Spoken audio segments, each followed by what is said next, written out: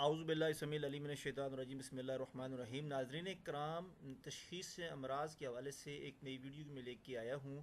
کسی بھی شخص کا یہ معلوم کرنا کہ اس شخص کو روحانی مرض ہے یا جسمانی، پہلے تو مرض معلوم ہو تو پھر اس کا علاج کیا جائے تو بہتر ہے۔ ویسے تو تشخیص امراض کے بہت سے عمل ہیں، لیکن میں آپ کو جو بتانے جا رہا ہوں کوئی بھی شخص اس عمل کو کر سکتا ہے، سب کو اس عمل کی اجازت عام ہے۔ تو یہ عمل آئیں شروع کرتے ہیں۔ اس کے لیے یہ ہے کہ آپ کا کوئی دوست ہے یا کوئی بھی مریض آپ کے پاس آئے تو آپ ایک نقش صبح جمعے یا جمعرات کے دن آپ لکھ لیں۔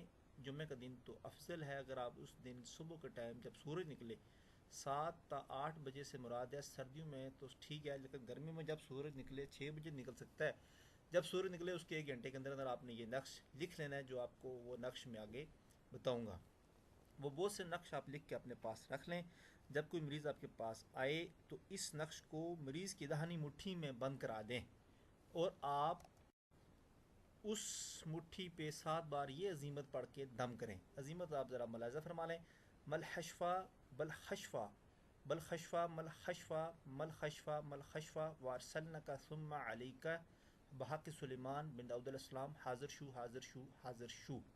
ایک بار پھر سن لیں: ملحشفہ بلخشفہ بلخشفہ ملحشفہ ملحشفہ ملحشفہ وارسلنک ثم علیک بحق سلیمان بن داؤد علیہ السلام حاضر شو حاضر شو حاضر شو۔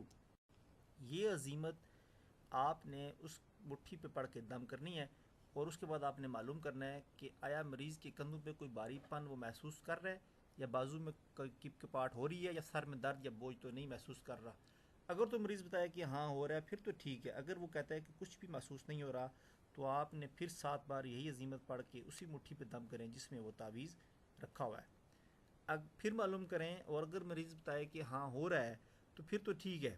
اگر وہ کہہ رہا ہے جی کچھ بھی محسوس نہیں ہو رہا تو آپ نے تیسری بار پھر یہی عمل دہرانا ہے اور پھر دریافت کرنا ہے۔ اگر مریض بتایا جی بازو میں کپاہٹ ہوئی ہے تو اس سے یہ مراد ہے کہ اس کو آصب جنات کا اثر ہے۔ مریض کو تو کچھ نہیں بتانا چاہیے کہ تجھے کیا مسئلہ ہے، آپ اس کے مسئلے کو سمجھ کے اس کا علاج کر سکتے ہیں۔ یہ نہ اس کے ذہن میں ایسی کوئی بات نہ ہو اور آپ ڈال دیں، اور نفسیاتی بندہ ہو تو وہ اسی میں مارا جائے۔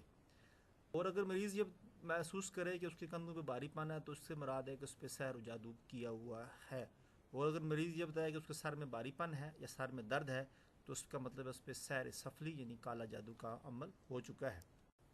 اور اگر وہ کہیں بھی تیسری بار دم کرنے کے بعد اس کو کچھ بھی محسوس نہیں ہوا تو اس کا مطلب ہے کہ مریض کو روحانی نہیں بلکہ جسمانی مسئلہ ہے، اسے چاہیے کہ کسی اچھے ڈاکٹر سے وہ رابطہ کرے۔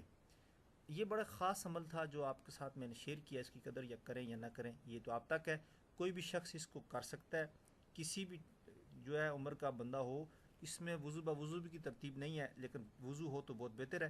یہ نقش جو میں نے بتایا کہ صبح کے ٹائم آپ نے لکھنا ہے وہ یہ ہے، اور اس نقش کی ترتیب آپ جس طرح بھی لکھیں یہ کام کرے گا، لیکن سب سے بہتر یہ ہوتا ہے کوئی بھی نقش جب لکھیں تو اس کا جو سب سے چھوٹا فگر ہے اس سے لکھنا سٹارٹ کریں اور بڑے کی طرف چلتے جائیں۔ جیسے 17 اگر سب سے چھوٹا ہے تو اس کے بعد آپ دیکھیں 18 کہاں لکھا ہے تو 18 لکھیں، تو اگر 19 ہے تو ٹھیک، نہیں تو 20 ڈھونڈیں، 20 21 اس طرح آپ لکھتے چلے جائیں تو وہ بہت ہی نایاب اور مجرب نقش ثابت ہوگا۔